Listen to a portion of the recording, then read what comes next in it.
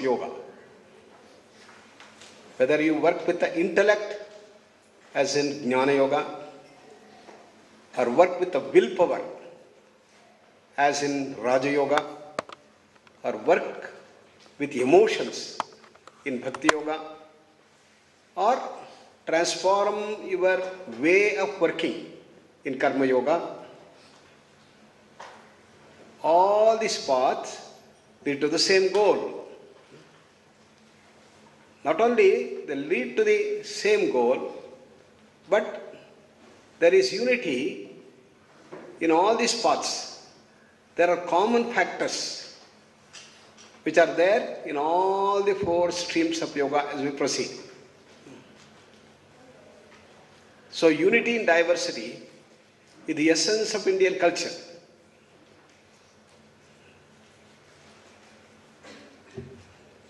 So therefore, in our country, when we find differences, we don't get lost. We in fact celebrate differences. We look for differences.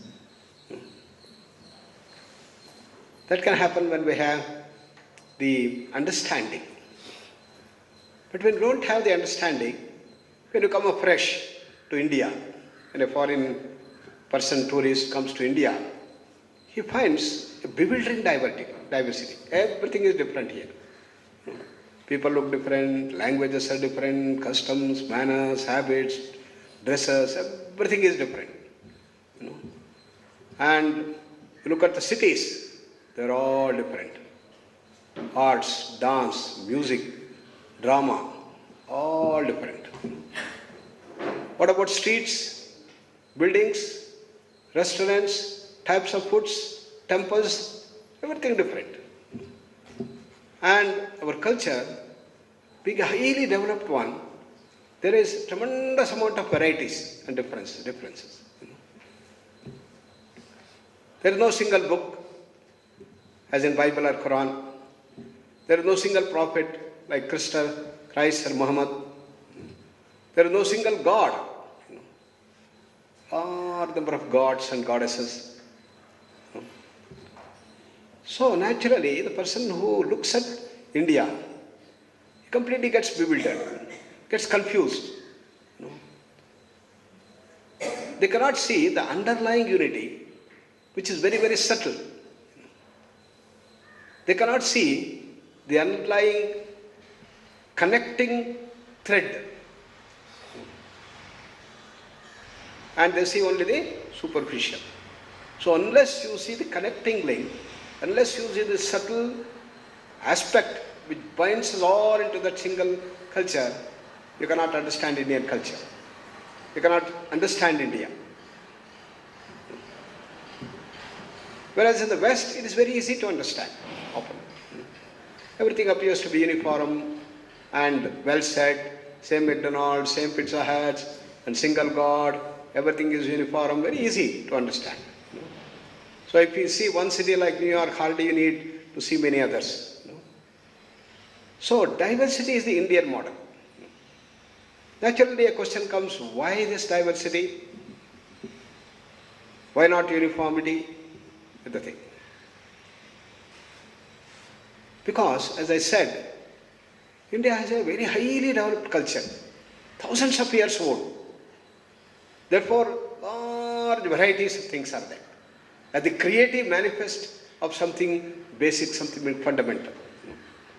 But you must understand that unity.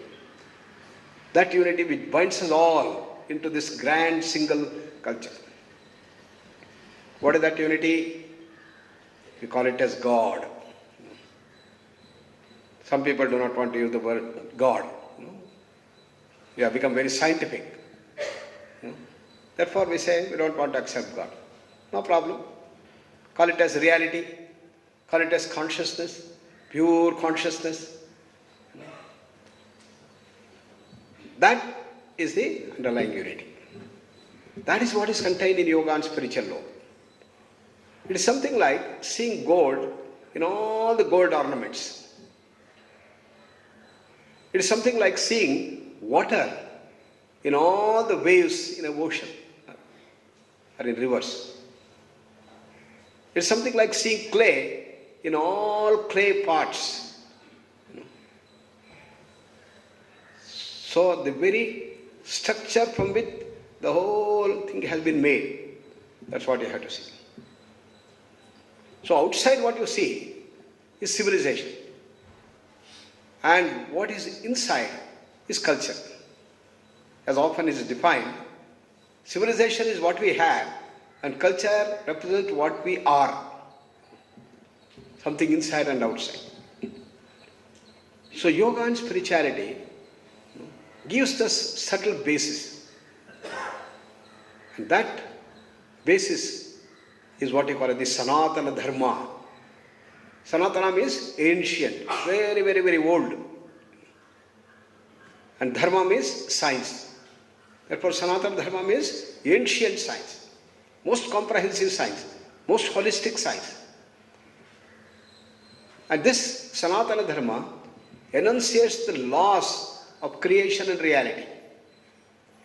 Just like modern science enunciates the laws of the physical world now. Our ancient science enunciates the law of the whole creation. What are those laws? Srishti, Sthiti, Laya. Creation, sustenance and destruction. All that you see in the creation, all those which are there in the creation, everything has to take birth, everything has sustenance, its lifespan, and everything has to die one day. No? And it goes on changing and changing and changing. Whether the physical world or the subtle world or the causal world, everything goes on changing and changing. For example, the body. In a day, 1 billion cells get created. 1 billion cells get destroyed. Since we all came to this hall, all our bodies are changed. We have new body altogether. Similarly, our mind, large number of thoughts, changing. Intellect, emotions, everything changing. So in the world, macro world and the micro world, everything is changing. Brahma, Vishnu, Maheshwara are the names given to these basic forces. Creation, the Brahma. Sustenance, Vishnu. Destruction, Maheshwara, Ishvara, Mahadeva. Well, if everything is changing and changing, is there something that does not change? And the Buddhist philosophers, the greatest of them was Nagarjuna. So he looked at this ever-changing world and postulated a model. And that model is Kshanikavada. It says that in the whole creation, everything is changing, temporal, Kshanika, comes and goes. Somebody asked him the question, then, is there something which does not change? He did not answer. But the later groups who came, Mahayana groups, they said it is Shunyata. Shunyavadis, they are called. They said no, it's all Shunya. Shunya means zero, vacuum, nothing. But later on when Adi Shankaracharya came, he questioned this. This bewildering creation, this infinite creation, this fantastic creation that we have, can it come from a zero? Can it come from a vacuum? Can it come from a shunya? No. It doesn't look to logic. He wrote a big commentary on that very famous shloka which comes in Bhagavad Gita. Na sato vidyate bhavo, na bhavo vidyate satah. Postulating this hypothesis that this fantastic world cannot come from a zero. So that source should be infinite. Purnamadaha, Purnamidam. This also is Purna, that also is Purna. Purna is infinite. What is the relation between the two? Purnat Purnam Udachyate. This world, this creation has come from that infinite source, infinite Brahman. Then when this world comes out of that, when this creation comes out of that infinite, what is going to happen to that? Purnasya Purnam Adaya Purnameva Avasishyate. That Purna doesn't get changed. How is it possible? In your pocket you have 1,000 rupees. You take away 1,000 rupees. How much it remains? You have $1 billion. You give away $1 billion. Nothing remains. We have the famous formula. X minus X is 0. X minus X cannot be X. But this is the law of the finite world. But if you go to infinite world, the law is different. It's more generalized. Infinity minus infinity can be 0.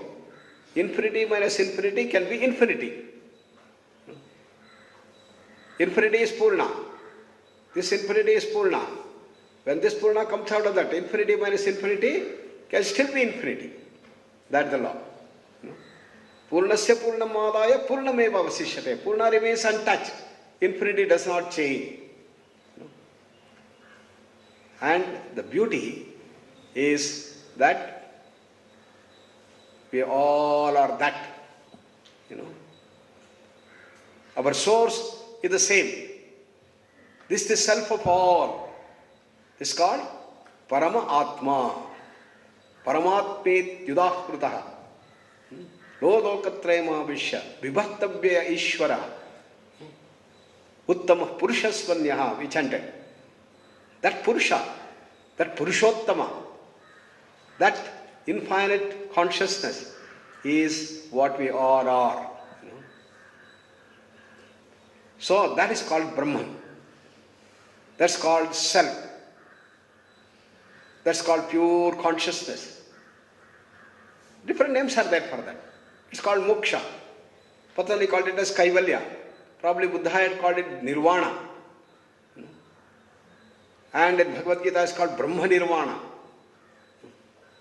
Different words are used.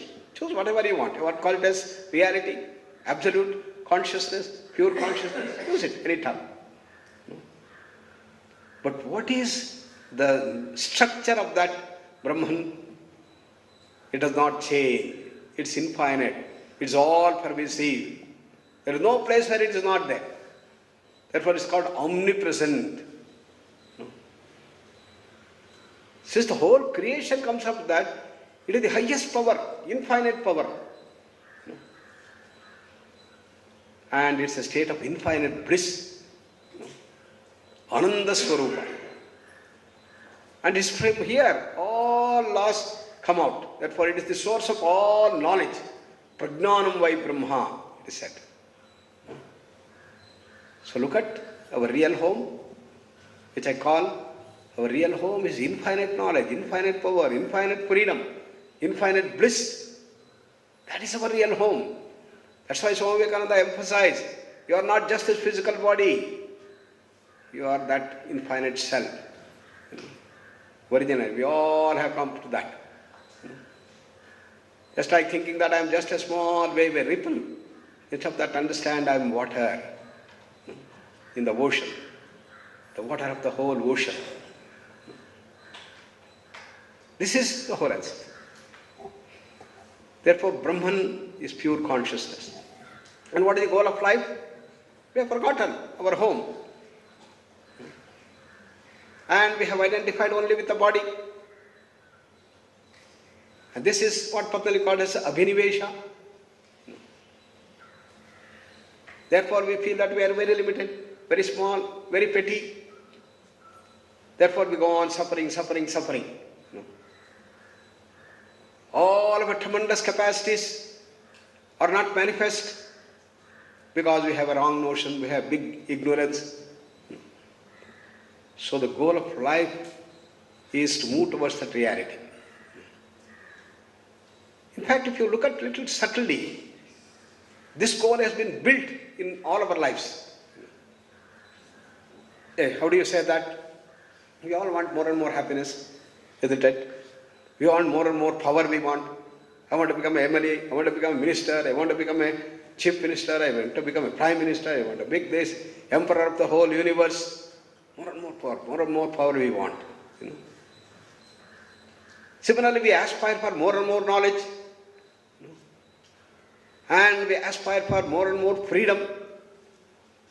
More and more bliss we want. Why? Why this common goal is knit in all of us? Because basically we are that. Basically we are infinite power, infinite knowledge, infinite bliss, infinite freedom. This is what has been portrayed in the Bhagavad Gita. In the 18 chapters, Sri Krishna Bhagavan has given the whole dimension of this knowledge base. How to go towards it. We have to purify ourselves. Therefore, yoga is a process of purification.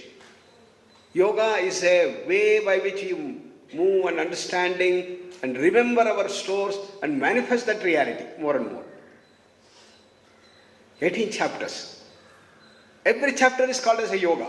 Look at the names. Arjuna Vishada Yoga. Even the Vishada of Arjuna, the melancholy, the distress, that whole dukkha of Arjuna, he calls it as a yoga. Why? Through that dukkha, through that Vishada, through that melancholy, through that distress, Arjuna was given the advice to rise high. That became a way by which we can grow higher.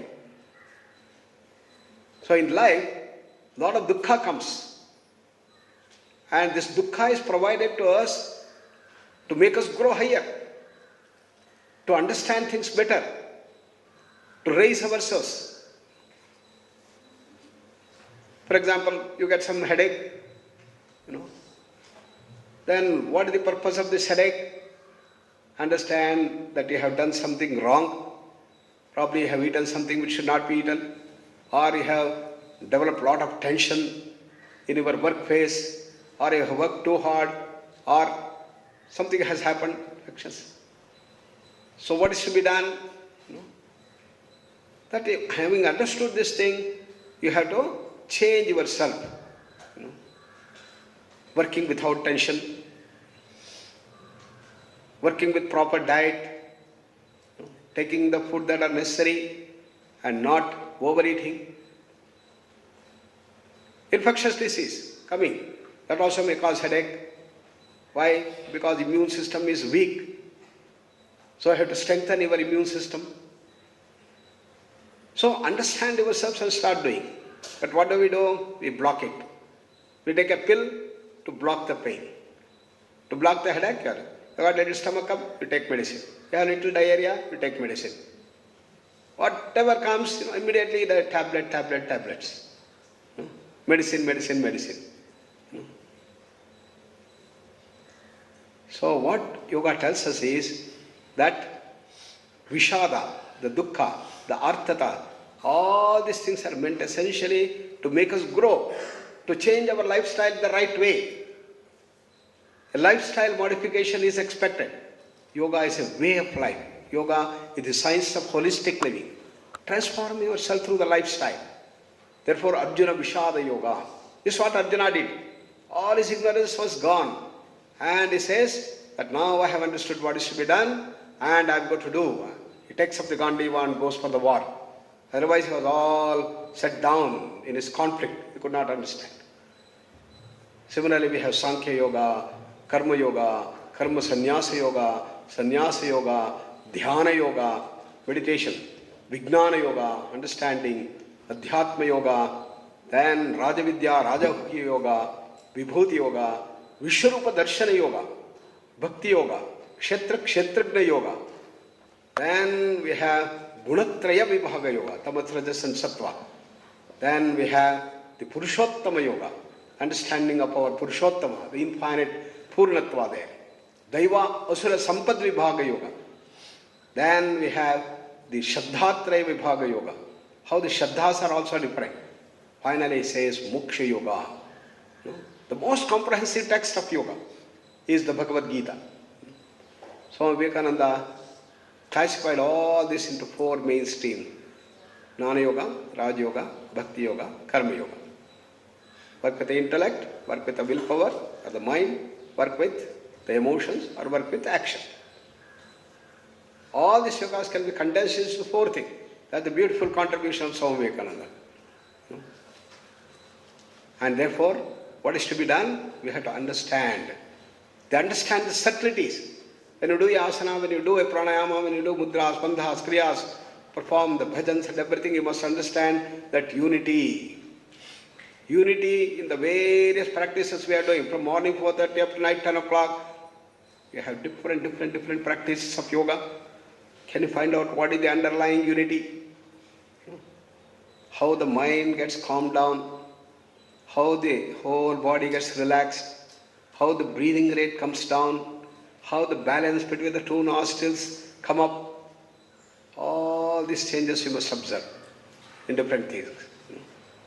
It is this underlying subtle unity you have to understand.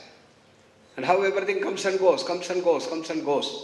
Srishti Sthiti Laya happening.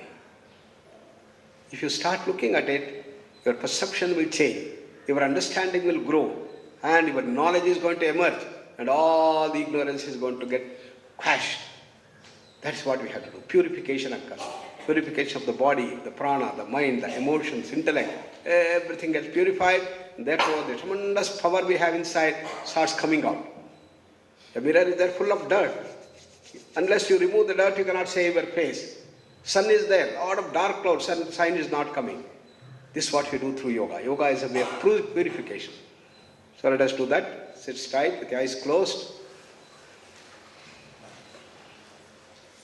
Relax all parts of the body from toes to head. Beautiful smile on the face.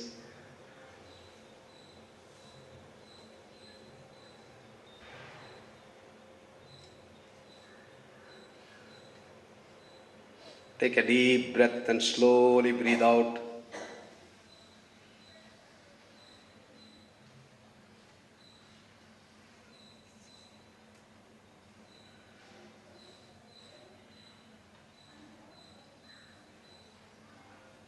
Look at the thoughts.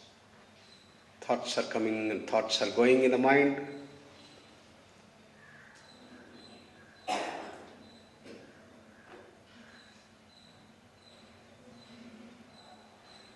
Observe Srishti Sthiti Laya of the thought.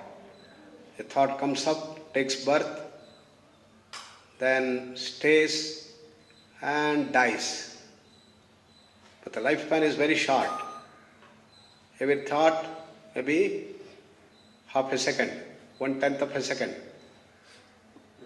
Comes and goes. Observe the law of Srishti, Sthiti and Laya of the thoughts.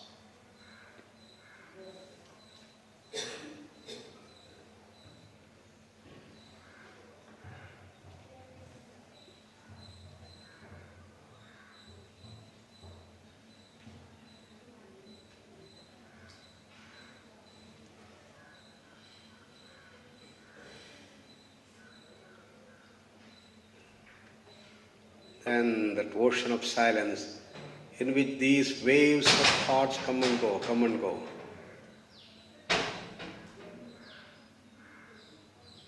Thoughts are like waves in an ocean.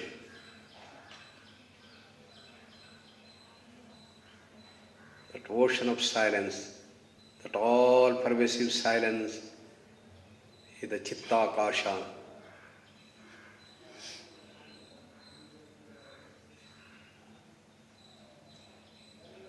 He is the state of bliss, the state of knowledge and power, knowledge of freedom.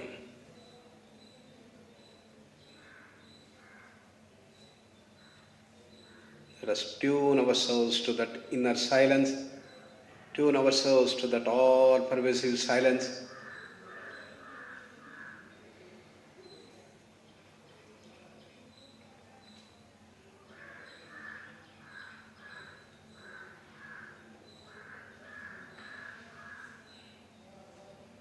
Wonderful, blissful silence inside. Let us maintain that blissful awareness, Anandamaya Kosha, Ananda Sthiti, Trupta Sthiti throughout the day, and spread the fragrance of that love, bliss and silence and peace to everyone whom we meet.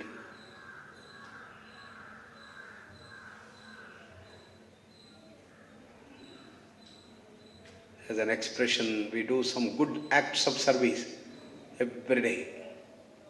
3 to 5 acts of good service done in that blissful awareness transforms us. Namaskara Mudra.